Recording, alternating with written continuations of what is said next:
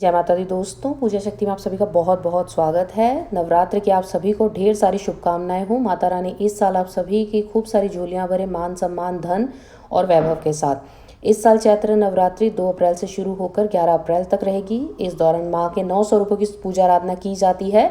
इन 9 दिनों में माँ जगदम्बे की जो भी पूजा आराधना करता है उसकी झोलियाँ जो हैं कभी भी खाली नहीं रहती हैं।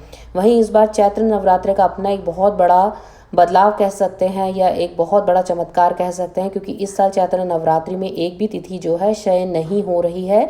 यानी इन 9 दिनों में कोई भी एक ऐसा योग नहीं बन रहा है जो कि किसी भी अशुभ घड़ी को दर्शाए। ये सभी जो हैं सर्व फलदायी रहेंगे। तो इस दौरान आप जितनी ज़्यादा पूजा आराधना कर सकते हैं उतनी ज़्यादा पूजा आराधना करें और माँ से अपनी मनोकामनाओं को मांगें।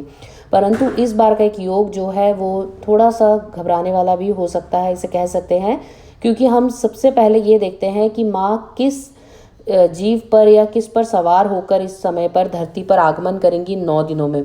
तो चैत्र नवरात्रि में जो इस बार माँ दुर्गा की सवारी होगी वो रहेगी घोड़े की सवारी, और घोड़े पर सवार होने का मतलब होता है युद्ध के संकेत। और इस बार जो आगमन रहेगा वो हो सकता है कि कई तरीके के गंभीर परिणाम मनुष्य को देखने को मिले।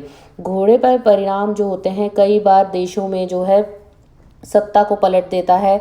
वैसे माता रानी की सवारी सिंह होती है, लेकिन हर नवरात्रि में जब धरती पर माँ आगमन करती है तो उस समय पर माँ की सवारी को हम देखते हैं कि किस प्रकार से नवरात्र प्रारंभ होने के दिन पर निर्भर करता है कि माँ किस सवारी पर आ रही हैं, जिसके कारण जो नवरात्र हैं किस प्रकार के फल मनुष्य को देंगे।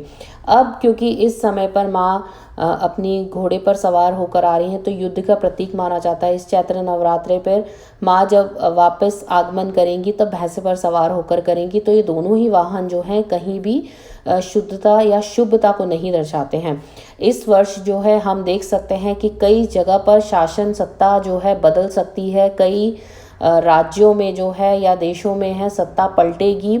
जो वहाँ पर ऑलरेडी राज कर रहे हैं या जो पॉलिटिशियंस हैं उनकी सत्ता उनके हाथ से जा सकती है। कई जगहों पर विरोध देखने को मिलेगा।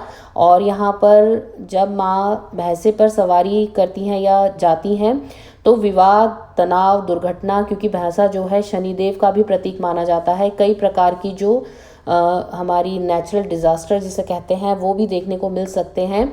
तो इस बार रोग, दोष और कष्ट रहेंगे। तो आप सभी जो है नवार्ण मंत्र की पूजा आराधना करें, माँ को बहुत ज़्यादा प्रसन्न करें और माँ से अपने लिए, अपने परिवार के लिए जो है सभी प्रकार के दोषों को, रोगों को तथा हानियों को दूर करने के लिए आग्रह करें।